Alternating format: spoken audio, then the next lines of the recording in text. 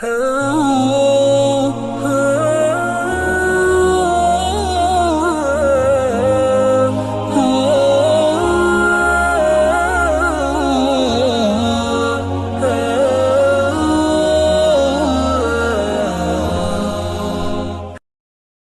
اللہ الرحمن الرحیم الحمد للہ وکفا وسلام علی عبادہ الذین اصطفى اما بعد۔ سورہ یوسف میں اللہ تعالیٰ نے حضرت یوسف کا جو واقعہ ذکر کیا تھا، واقعہ ختم کے بعد اللہ تعالیٰ امت محمدیہ جناب رسول اللہ صلی اللہ علیہ وسلم کے لیے گزشتہ قوموں کے کچھ واقعات کی طرف اشارہ کر رہے ہیں۔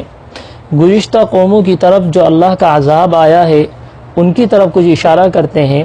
یوں سمجھ لیجئے کہ سورہ یوسف کے بعد جو چیز نکلی ہے، سورہ یوسف کے بعد جو اہم مضامین کے تحت جو چیزیں نکل کر سامنے آئی ہیں، اب وہ چند چیزیں اللہ کے نبی صلی اللہ علیہ وسلم کے ذریعے سے امت تک پہنچائی جا رہی ہیں، اور یہ پیغام دیا جا رہا ہے کہ یہ سورہ یوسف کا واقعہ جو آپ نے سنا ہے، اس سورہ یوسف کے واقعے میں مشرکین مکہ نے اللہ کے نبی صلی اللہ علیہ وسلم سے یہ سوال کیا تھا، جیسا کہ اس کی تفصیل کل آپ کے سامنے آ گئی ہے۔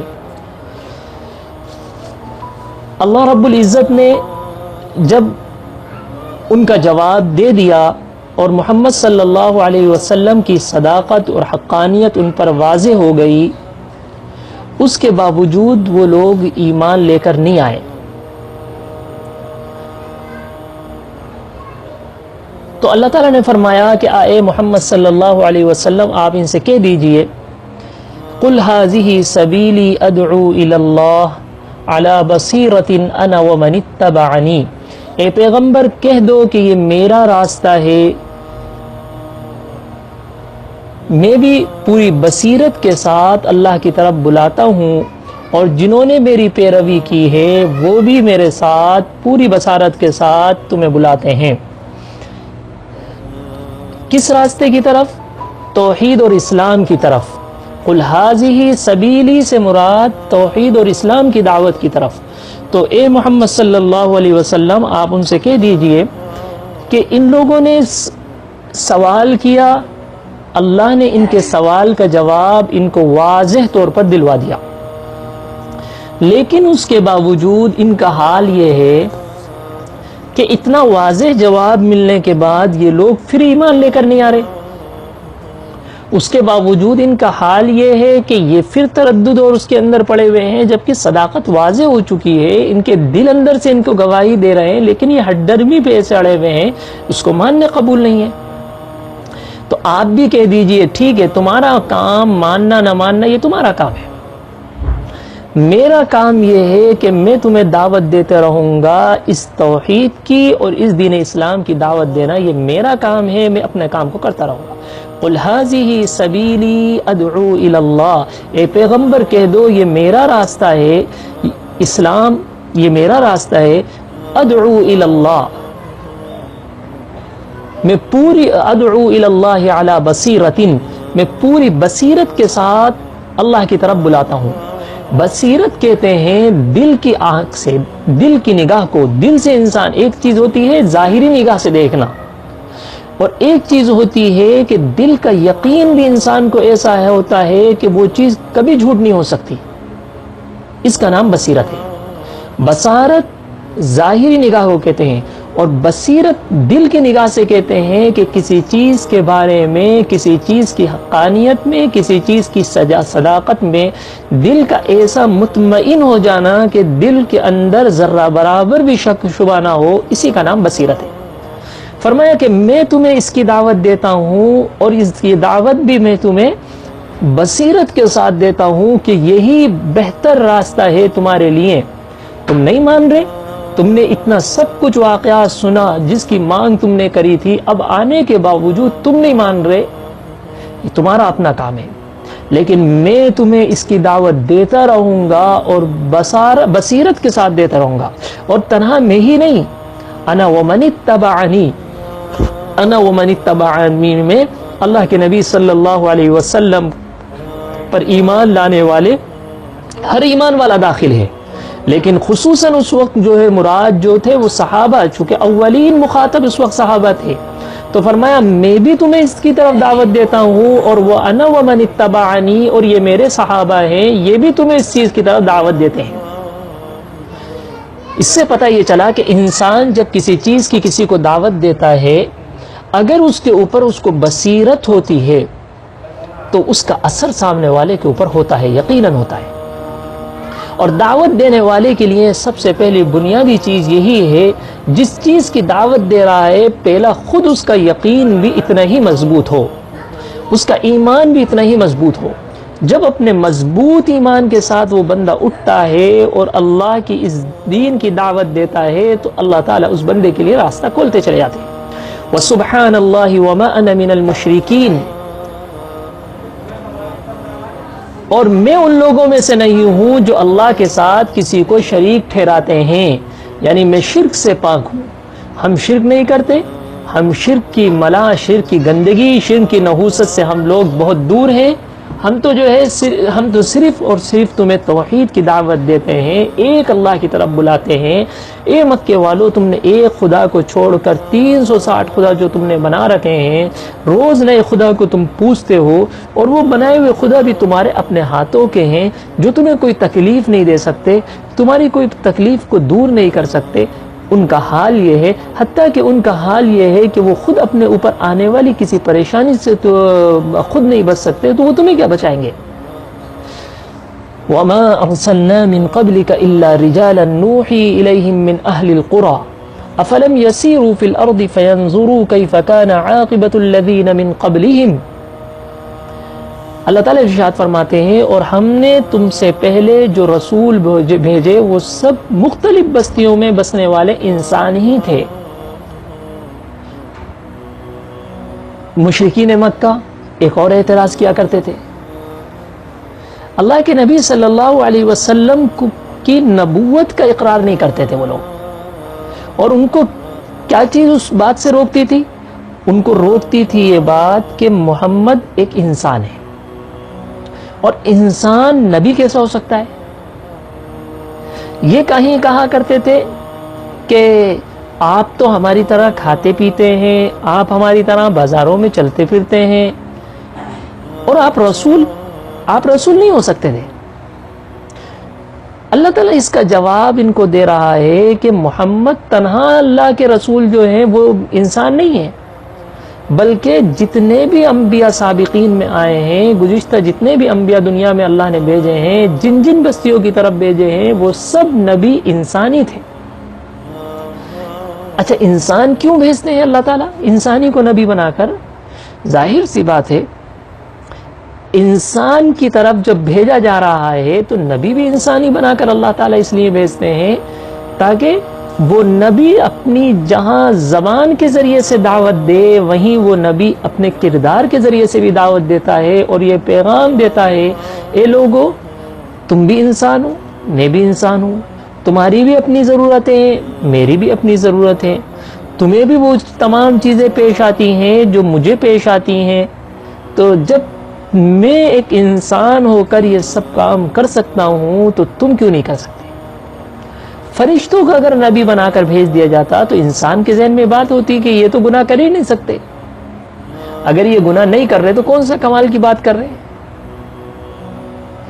تو اللہ نے انسان ہی کو نبی بنا کر بھیجا تاکہ انسان کے ذریعے سے اللہ تعالیٰ، جہاں اللہ تعالیٰ کے دوسرے قرآن جیسی نعمت نبی لے کر آیا، وہیں ساتھ ساتھ نبی نے اپنی زندگی بھی گزار کر بتائی۔ اور پھر زندگی بھی کیسے گزاری؟ زندگی ایسی گزاری جیسے ایک عام انسان زندگی گزارتا ہے۔ نبی نے شادی بیاہ بھی کری، نبی نے تجارت بھی کری، نبی نے کاروبار بھی کیا، نبی نے دنیا کے تمام کام جیسے ایک عام انسان کرتا ہے، نبی نے وہ تمام کام کرے اور بتا دیا لوگوں کو، میں ایک انسان ہو کر جب یہ کر سکتا ہوں تو تم کیوں نہیں کر سکتے؟ تو اللہ فرما رہے ہیں وَمَا أَرْسَلْنَا مِن قَبْلِكَ إِلَّا رِجَالًا نُوحِي إِلَيْهِم مِّنْ أَهْلِ الْقُرَىٰ، ہم نے تم سے پہلے جو رسول بھیجے وہ سب مختلف بستیوں میں بسنے والے انسانی تھے جن پر ہم وحی بھیجتے تھے. افلم یسیروا فی الارض فینظروا کیف کان عاقبۃ الذین من قبلہم. تو کیا ان لوگوں نے زمین پر چل پھر کر نہیں دیکھا ان سے پہلے قوموں کا انجام کیسے ہوا. اس کے تعلق سے میں نے کل آپ کے سامنے گفتگو کری تھی کہ یہ لوگ جن علاقوں میں سفر کیا کرتے تھے ان علاقوں کے اندر اللہ رب العزت کی طرف سے خصوصی طور پر ان کو ایسی نشانیاں دکھائی جاتی تھیں. گزشتہ قوموں کی بستیوں کے اوپر سے گزرتے تھے تو اللہ فرما رہے افلم یسیروا فی الارض فینظروا کیف کان عاقبۃ الذین من قبلہم. تو کیا ان لوگوں نے زمین پر چل پھر کر یہ نہیں دیکھا کہ ان سے پہلے قوموں کا انجام کیسا ہوا. وَلَدَارُ الْآخِرَةِ خَيْرٌ لِّلَّذِينَ اتَّقَوْا أَفَلَا تَعْقِلُونَ. آخرت کا گھر یقیناً ان لوگوں کے لیے کہیں بہتر ہے جنہوں نے تقوی اختیار کیا. یعنی جو لوگ ایمان لے کر آ جاتے ہیں، جو لوگ اللہ اور اس کے رسول کی بات کو قبول کر لیتے ہیں، فرمایا ان کے لیے آخرت کا گھر اللہ نے رکھا ہے. اور آخرت کا جو گھر اللہ نے ان کے لیے رکھا ہے یہ دنیا کے گھروں سے کہیں زیادہ بہتر ہے. اور آخرت کا گھر ایمان والے کا جنت ہے.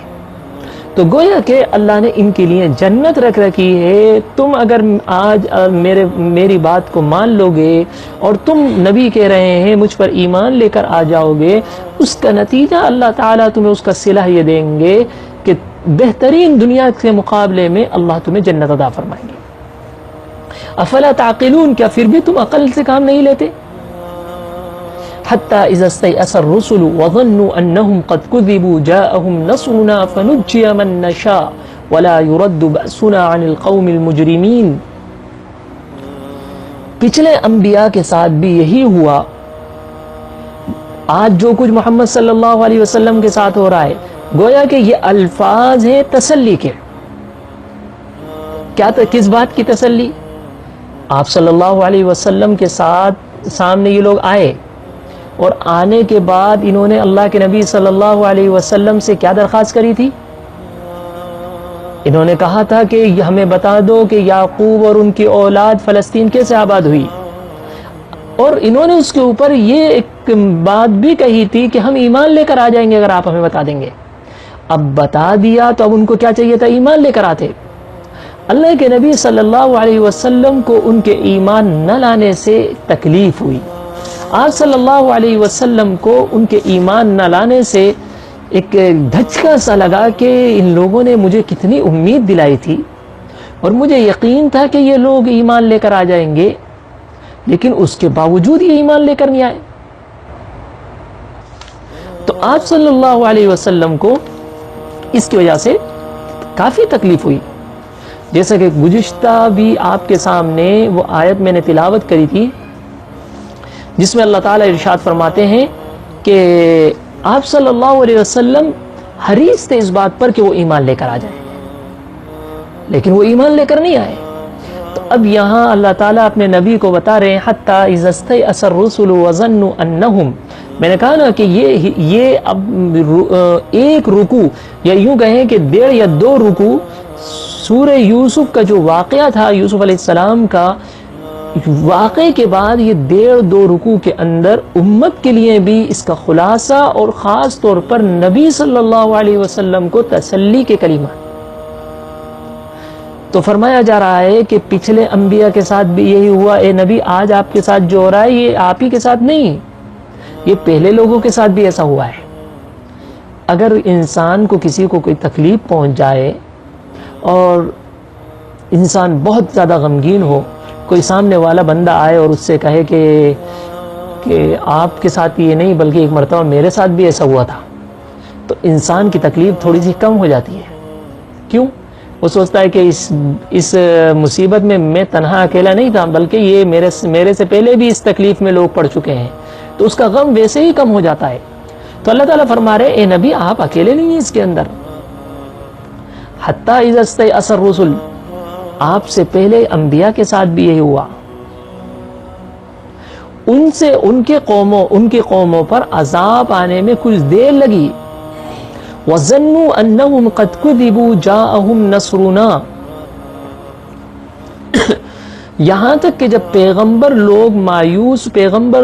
لوگوں سے مایوس ہو گئے، کافر لوگ یہ سمجھنے لگے کہ انہیں جھوٹی دھمکیاں دی گئی تھیں، تو ان پیغمبروں کے پاس ہماری مدد آ پہنچی.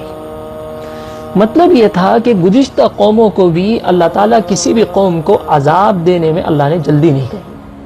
اللہ تعالیٰ چاہتا ہے کہ ہر قوم ایمان کے اندر داخل ہو جائے، نہیں چاہتا کہ اللہ نے قرآن کریم کے اندر فرمایا ما یفعل اللہ بعذابکم ان شکرتم وآمنتم.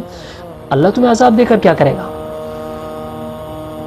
اگر تم ایمان لے کے آ جاؤ اور اللہ کی نعمتوں کی شکر گزاری کرنے لگ جاؤ تو اللہ تمہیں عذاب بالکل نہیں دے گا. اللہ تمہیں عذاب دیتا ہی اسی وجہ سے یا تو ایمان لے کر نہیں آتے، یا پھر اللہ کی نعمتوں کی ناقدری کرتے ہو، ناشکری کرتے ہو، اس لیے اللہ دنیا میں عذاب دیتا ہے. یہی دو وجہ ہوتی ہیں عذاب کی. اگر تم یہ دونوں کام کر لو تو اللہ تمہیں عذاب نہیں دے گا. گزشتہ قوموں کے ساتھ بھی اللہ نے یہی کرا. ان قوموں نے حد سے زیادہ بڑھنا شروع کر دیا. وہ قوموں نے پہلے نبیوں کی بات کا انکار کرا، پھر ان قوموں نے نبیوں کا مذاق اڑایا، پھر ان قوموں نے نبیوں کو تکلیفیں دیں، حتیٰ کہ ان قوموں نے نبیوں کو اپنے علاقوں سے نکالنے تک کی بھی دھمکیاں دے دیں، جیسے کہ جناب رسول اللہ صلی اللہ علیہ وسلم کے ساتھ بھی ہوا. حتیٰ کہ بہت سی قوموں نے تو نبیوں کی جان تک بھی لے لی، اور بہت سی قومیں نبیوں کی جان تک کی بھی پیاسی ہو گئیں. ہمارے نبی جناب رسول اللہ صلی اللہ علیہ وسلم کے ساتھ بھی ایسا ہوا. لیکن اللہ کی سنت دیکھیں، اللہ رب العزت کبھی بھی ایسا نہیں ہوتا کہ اللہ تعالیٰ فوراً ان کے اوپر عذاب اتار دے. اللہ نہیں دیتا، ان کو مہلت دیتا ہے تاکہ اب باز آ جائیں، اب سدھر جائیں.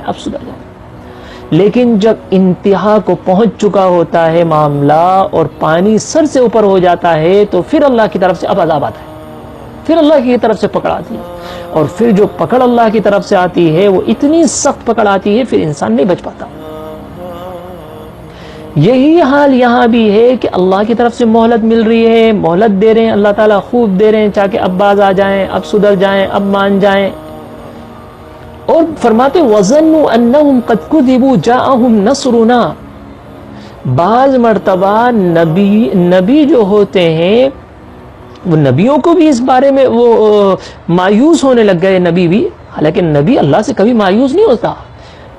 مفسرین نے لکھا ہے کہ اللہ جب یہ لوگ ان کی شرارتیں حد سے زیادہ بڑھ گئیں، انہوں نے چیلنج کر دیا کہ جو عذاب تم لے کے آنا چاہتے ہو لے کے آ جاؤ، اور نبیوں نے ہر طرح کی کوشش کر لی، یہ لوگ باز نہیں آئے. اب نبیوں نے بھی سوچ لیا ہے کہ اب اللہ ان کو پکڑ کر لے. اس کے باوجود اللہ کی مدد آنے میں تاخیر ہوئی تو اب نبی کو یہ فکر ہونے لگتی ہے کہ اللہ آپ کی طرف سے مدد نہیں آئی، ان کو اب تک مہلت دی جا رہی ہے، یہ تو کھلم کھلا چیلنج کر رہے ہیں، اب خطرہ ان کا نہیں ہے، اے اللہ اب خطرہ ہمارے اوپر ایمان لانے والے بندوں کا خطرہ ہے. کہیں ایسا نہ ہو کہ ہم پر جو ایمان لے کر آئے ہیں وہ بندے، ان کا ایمان کمزور پڑ جائے، وہ یہ سوچنے لگے کہ نبی نے تو ہم سے وعدہ کیا تھا کہ اللہ کا عذاب آئے گا، اب یہ سامنے والا عذاب کی درخواست کر رہا ہے، عذاب مانگ رہا ہے، اور اللہ کا عذاب ان کے اوپر کیوں نہیں آ رہا؟ سامنے والا یہ کہہ رہا ہے اللہ تعالیٰ کی طرف سے اب عذاب کیوں نہیں آ رہا؟ نبی کو فکر اب اپنی امت کی بھی ہونے لگتی ہے جو ایمان لے کر آ گئی. اب مسئلہ ان لوگوں کا نہیں ہوتا جو ایمان لے کر نہیں آئے. قرآن کریم کے اندر اللہ تعالیٰ نے مختلف جگہ پر اس کا تذکرہ کیا ہے ان واقعات کا. سورہ بقرہ میں اللہ تعالیٰ ایک جگہ ارشاد فرماتا ہے ام حسبتم ان تدخلوا الجنہ ولما یأتکم مثل الذین خلوا من قبلکم مستهم البأساء والضراء وزلزلوا حتى يقول الرسول والذین آمنوا معه متى نصر اللہ الا ان نصر اللہ قریب. اللہ تعالیٰ فرماتے ہیں مسلمانوں کیا تم یہ سمجھتے ہو تم جنت میں یوں ہی داخل ہو جاؤ گے، حالانکہ ابھی تمہیں اس جیسے حالات پیش نہیں آئے جیسے ان لوگوں کو پیش آئے تھے جو تم سے پہلے گزر چکے ہیں. تم سے پہلی جو امتوں کو جو حالات آئے تھے وہ تم پر نہیں آئے، ان پر سختیاں اور تکلیفیں آئیں، انہیں ہلا ڈالا گیا، یہاں تک کہ رسول اور ان کے ایمان والے ساتھی بول اٹھے. یعنی آزمائش اتنی زبردست ان کے اوپر آزمائش آئی کہ رسول اور ان پر جو ایمان لانے والے تھے وہ بھی یہ کہ اٹھے کہ متی نصر اللہ، کہ اللہ کی مدد کب آئے گی. یاد رکھو اللہ تعالیٰ نے فرمایا الا ان نصر اللہ قریب، اللہ کی مدد بالکل نزدیک ہے. تو نبیوں کو فکر اللہ کی ذات پہ کوئی، نبیوں کو یہ نہیں کہ یقین نہیں ہوتا، نبی کو تو یقین کامل ہوتا ہے اللہ کی ذات پر. نبی کو فکر کس کی ہوتی ہے؟ نبی کو فکر اپنی امت کی ہوتی ہے، اور امت کی فکر یہ ہوتی ہے کہ ماننے والے جو لوگ ہیں کہیں ایسا نہ ہو کہ چونکہ ہر قسم کا طبقہ ہوتا ہے، کسی کا ایمان کمزور ہوتا ہے، کسی کا ایمان پختہ ہوتا ہے، ہر ایک کا ایمان صدیق اکبر جیسا تو نہیں ہوتا. اللہ نے صدیق اکبر رضی اللہ عنہ کو جو ایمان دیا تو وہ کسی اور کو تھوڑی تھا، کسی اور کو. تو یہ نبی کو فکر اس کی ہوتی ہے کہ کہیں ایسا نہ ہو کہ جو ایمان والے وہ مایوس نہ ہو جائیں. تو اللہ تعالیٰ فرماتے ہیں پچھلے انبیاء کے ساتھ بھی یہی ہوا کہ ان کی قوموں پر عذاب آنے میں کچھ دیر لگی، یہاں تک کہ جب پیغمبر لوگوں سے مایوس ہو گئے. مفسرین نے اس کی یہ بھی تشریح کی ہے کہ پیغمبر لوگوں سے مایوس ہو گئے کہ اب یہ ایمان لے کر نہیں آئیں گے، اب ان کے حق میں اب عذاب ہی ہے. اور کافر لوگ جو ہیں وہ یہ سمجھنے لگے کہ انہیں جھوٹی دھمکیاں دی گئی تھی پیغمبر کی طرف سے، پیغمبر کی طرف سے کوئی عذاب آنے والا نہیں ہے، جو کچھ ہم سے یہ کہتے تھے یہ سب جھوٹ ہے. تو اللہ تعالیٰ ارشاد فرماتے ہیں قد جاءہم نصرنا فنجی من نشاء ولا يرد بأسنا عن القوم المجرمین. اللہ فرما رہے کافروں پر عذاب آیا، جن کو ہم چاہتے تھے انہیں ہم نے بچا لیا، اور جو لوگ مجرم ہوتے ہیں ان سے ہمارے عذاب کو کوئی ٹال نہیں سکتا. اللہ تعالیٰ کی طرف سے مہلت انسان کو دی جاتی ہے، انسان اس مہلت کا غلط فائدہ نہ اٹھائے. یہ نہ سوچے کہ صاحب یہ تو علماء کی باتیں ہیں، یہ تو کہتے ہیں کہ یوں ہو جائے گا وہ ہو جائے گا، ہمیں تو ساری زندگی ہو گئی یہ کام کرتے کرتے، آج تک تو ہمارا کچھ ہوا نہیں. جیسا ہم کھا رہے تھے روز ہم ترقی کر رہے ہیں. یہ علماء کہتے ہیں کہ سود کھانے سے یہ ہو جاتا ہے وہ ہو جاتا ہے، ہم تو دیکھو سود کا کاروبار ہے، آج دیکھو ہم 1 کوٹھی 2 کوٹھی 2 بنگلے 5 بنگلے آج کاروبار نہیں. یہ انسان کی غلط ایک سوچ ہے. اللہ تعالیٰ نے گزشتہ قوموں کی یہ عبرت ہے، یہ سبق ہے آج کا ہم سب کے لیے کہ اللہ مہلت دیتا ہے، انسان اس مہلت کا غلط فائدہ نہ اٹھائے. یہ ہمارے ساتھ نہیں ہے، جیسے کہ اللہ نے فرمایا یہ پہلے لوگوں کا بھی حال یہی تھا، وہ بھی یہ سوچتے تھے کہ کچھ نہیں ہوگا. پہلے لوگ بھی یہ سوچتے تھے کہ عذاب آنے والا ہوتا تو اب تک آ جاتا، اور وہ اپنی حدوں کو پار کرتے جا رہے تھے، اپنی حدوں کو کراس کرتے جا رہے تھے، اور وہ یہ سمجھتے تھے کچھ نہیں ہوگا. لیکن فرمایا کہ جب اللہ کا عذاب آیا تو دیکھتے رہ گئے. فلا تحسبن اللہ مخلف وعدہ، اللہ تعالیٰ ارشاد فرماتا ہے کہ اللہ کا وعدہ بالکل یقین، اللہ نے جو وعدہ کر لیا ہے اس کا وعدہ یقینی ہے کہ اللہ ایمان والوں کو نجات دے گا اور گناہ گاروں کو اللہ ہلاک کرے گا. ان کو دنیا میں بھی سزائیں ملیں گی اور آخرت میں بھی ان کو ملیں گی. اور اگر ہو سکتا ہے بعض کے ساتھ دنیا میں احسان کا معاملہ کر دیا گیا، ہو ستاری کا معاملہ کر دیا گیا، دنیا میں بچ گیا، آخرت میں نہیں بچ سکتا وہ بندہ. اس لیے انسان گناہ کرتے ہوئے اس طرح نہ ہو جائے کہ سرکش بن جائے، اللہ کا ڈر اور خوف اس کے دل سے نکل جائے، اور یہ بھول جائے کہ کوئی اوپر مجھے دیکھنے والا بھی ہے، کوئی کسی کا عذاب بھی آنے والا ہے، کسی کا کوڑا عذاب کا بڑا سخت ہے، یہ نہ بھول جائے. اللہ نے پہلی قوموں کو کھلا کر نعمتوں کے انبار لگا کر ان کی آزمائشیں لی. قرآن کریم کے اندر سینکڑوں واقعات ہیں، خوب انعامات ان کو دیے جا رہے ہیں اور وہ خوش ہو رہے ہیں کہ یہ کیا ہو رہا ہے.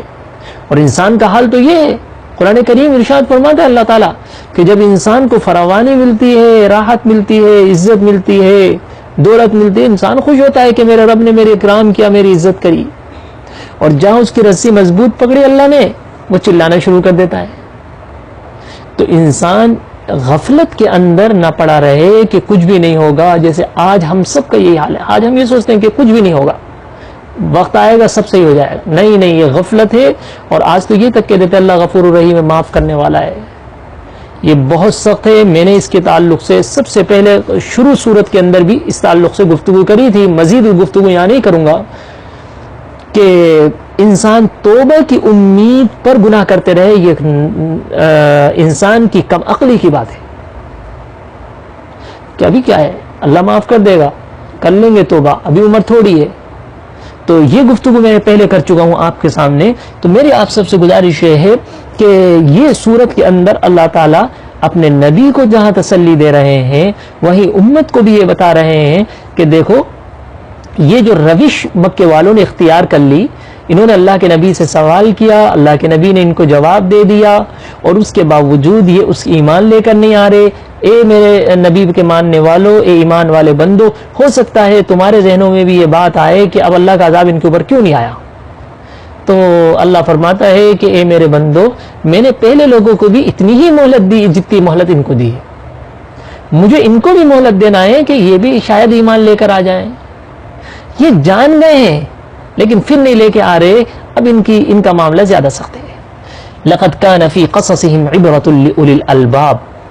گویا کہ یہ ایک جملہ ہے چھوٹا سا, لیکن یہ بھی پوری صورت کے اندر اللہ تعالیٰ دعوت دے رہے ہیں. اس کے اندر ذرا غور و فکر کرو. اس صورت کے اندر یہ خالی ایک واقعہ نہیں ہے, یہ خالی آپ نے آج سورہ یوسف آج تکمیل کو پہنچ رہی ہے کہ خالی سورہ یوسف کا یہ ایک واقعہ سن لیا, نہیں, یہ آج سن لیا بس ختم نہیں, بلکہ اس کو بار بار پڑھو اور غور و فکر کرو. ہر ایک آیت پر غور و فکر کرو, اس پہ سوچو کیا کیا اللہ ذکر کر رہا ہے.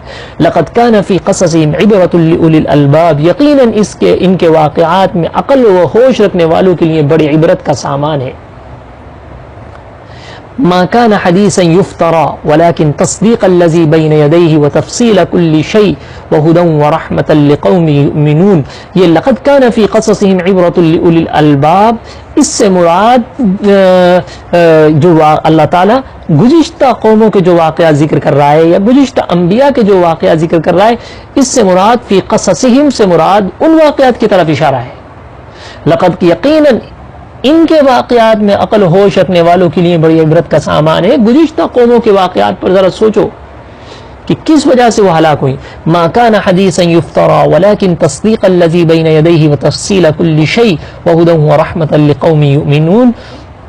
اللہ فرماتا ہے یہ کوئی ایسی بات نہیں ہے جو جھوٹ موٹ گھڑ لی گئی ہو, جو تمہیں اللہ نے پورا واقعہ تمہیں سنایا ہے, یہ تم تذکرے جو سن رہے ہو پورے, یہ کوئی ایسی ویسی جھوٹ موٹ گھڑی ہوئی باتیں نہیں ہیں کہ فرضی قصے کہانیاں جیسے انسان بنا لیتا ہے, ایسے کوئی انسان کو ہنسانے کے لیے یا انسان کا توجہات کو کھینچنے کے لیے ایسی کوئی فرضی کہانی بنا لی. نہیں, ما كان حديثا يفترى ولكن تصديق الذي, بلکہ اس سے پہلے جو کتابیں آ چکی ہیں ان کی تصدیق ہے. گویا کہ یہ قرآن جہاں مشرکین مکہ کو ان کی باتوں پر, ان کے جو وعدے پر متنبع کر رہا ہے, تم نے نبی سے وعدہ کیا تھا, تم نے نبی سے جو بات کہی تھی, تم اس کے اندر کتنے سچے ہو اور کتنے تم جھوٹے ہو, اور تم نے کیسے وعدہ خلافی کری, وہیں ساتھ ساتھ یہاں اہل کتاب کو بھی دعوت دی جا رہی ہے, اہل کتاب کو بھی توجہ دلائی جا رہی ہے. چونکہ یہ بات کس نے بتائی تھی مشرکین مکہ کو, یہ تو اہل کتاب نے بتائی تھی. تو اللہ فرماتا ہے یہ ہماری یہ کتاب یعنی قرآن کریم, اس کے اندر جو واقعہ تم سن رہے ہو, یہ سورہ یوسف کا جو واقعہ تم نے طلب کیا, یہ اللہ نے بتایا. اس سے پہلے جو کتابیں آ چکی ہیں ان کی تصدیق ہے. ذرا کھول کر دیکھ لو, تورات کے اندر, انجیل کے اندر تمہیں یہ واقعہ مل جائے گا. وَتَفْصِيلَ كُلِّ شَيْءٍ وَهُدًى وَرَحْمَةً لِقَوْمٍ يُؤْمِنُونَ, اور ہر بات کی وضاحت ہے, جو لوگ ایمان لائے ان کے لیے ہدایت اور رحمت کا سامان ہے. مطلب وضاحت کیوں فرمائی؟ اس لیے کہ گزشتہ جو کتابیں ہیں ان کو ان کے ماننے والوں نے ان کے اندر کمی زیادتی کر دی ہے, لیکن ہماری جو یہ کتاب ہے قرآن کریم, اللہ فرما رہے ہیں ان کی تصدیق ہے اور ہر بات کی وضاحت ہے. اس کے اندر تمہیں یہ وضاحت اتنی نہیں ملے گی, بلکہ اس کے اندر کچھ زیادتیاں ملے گی, تو سمجھ لینا وہ زیادتیاں جھوٹ ہیں, غلط ہیں. اور کچھ چیز اس میں سے نکال دی گئی ہو تو سمجھ لینا یہ چیز اس میں سے نکال دی گئی ہے، ورنہ اللہ نے یہ واقعہ تو ان کو بھی بتایا ہے، اور یہ واقعہ تو ان کے ساتھ پیش بھی آیا ہے، اس قوم کے ساتھ، ان قوم کے افراد کے ساتھ پیش آیا ہے، اس واقعے کا ان کو پورا علم ہے۔ لہٰذا تم جب یہود اور نصارہ تم جب اپنی کتاب میں واقعہ پڑھتے ہو، ذرا سوچو تو صحیح کہ جب اس قرآن کے اندر یہ واقعہ آیا ہے تو تم یہ کیسے کہہ دیتے ہو کہ یہ قرآن اللہ کی کتاب نہیں ہے؟ تم محمد صلی اللہ علیہ وسلم کا انکار کیسے کر دیتے ہو؟ جو واقعہ تمہاری اپنی کتاب میں ہے، مکے والوں کو اس کے بارے میں علم نہیں ہے، لیکن اتنی تفصیل سے مکے کے اندر ایک بندہ محمد بیٹھا ہوا ہے اور پورے واقعے کی تفصیل کھینچ رہا ہے، صلی اللہ علیہ نبینا وعلیہ السلام، پورے واقعے کو بتا رہا ہے، تو کیا تم اب بھی عقل نہیں رکھتے کہ یہ بات محمد اپنی طرف سے نہیں گھیرے، بلکہ محمد صلی اللہ علیہ وسلم یہ بات اللہ نے ان کو بتائی ہے، اور یہ محمد صلی اللہ علیہ وسلم پر اللہ کی طرف سے وحی کے ذریعے سے پیغام اترا ہے۔ وَهُدًى وَرَحْمَةً لِقَوْمٍ يُؤْمِنُونَ، جو لوگ ایمان لائے ان کے لیے ہدایت اور رحمت کا سامان ہے، ایمان والوں کے لیے اس کے اندر ہدایت اور رحمت ہے اللہ تعالیٰ کی طرف سے۔ یہ سورہ یوسف ہے، سورہ یوسف کی اللہ نے بڑی عجیب شان رکھی ہے۔ ایک مختصر سے وقت کے اندر آپ کے سامنے سورہ یوسف کا ترجمہ کیا گیا ہے، کچھ مختصر سی تشریحات آپ کے سامنے رکھی گئی ہیں، لیکن در حقیقتاً یہ سورت کا حق ادا ہم نے نہیں کرا۔ یہ قرآن کا حق تو کوئی ادا ہی نہیں کر سکتا۔ قرآن بڑا گہرا سمندر ہے، اس کی گہرائی آج تک کوئی ناپ نہیں سکا۔ زندگیاں لوگوں نے اس سمندر کے اندر غوطے لگاتے لگاتے گزار دی ہیں، اور اتنے اس سے ہیرے جواہرات نکالے ہیں، اس کے باوجود وہ اپنے آپ کو کم سمجھتے ہیں کہ ہم اس کی تہ کو نہیں پہنچ سکے۔ کوئی آج دنیا میں اس بات کا اقرار نہیں کر سکتا، ہم بھی وہی اقرار کرتے ہیں، ہم تو اس کا حق بھی ادا نہیں کر سکے، لیکن آپ کے سامنے تھوڑی سی روشنی ضرور ڈال دی ہے، جس سے آپ نے اندازہ لگا لیا ہوگا کہ اس کے ذریعے سے کتنے پیغام ہمیں جو ہے اللہ تعالیٰ دے رہا ہے اس صورت کے ذریعے سے۔ اور اس کے ذریعے سے یہ صرف یوسف علیہ السلام کا گرچہ گزشتہ واقعہ ہے، لیکن آج کے دور میں اس سے ہمیں سینکڑوں عبرتیں ہمیں اور آپ کو اس سے ملی ہیں۔ اس کے ذریعے سب سے اس صورت کا خلاصہ، اس کا تقوی اور صبر اس صورت کا سب سے بڑا خلاصہ ہے۔ اس صورت کا جو اہم حصہ ہے وہ تقوی اور صبر ہے۔ تو میں آپ سبھی سے گزارش کروں گا کہ اللہ ہم سب کی ہر طرح سے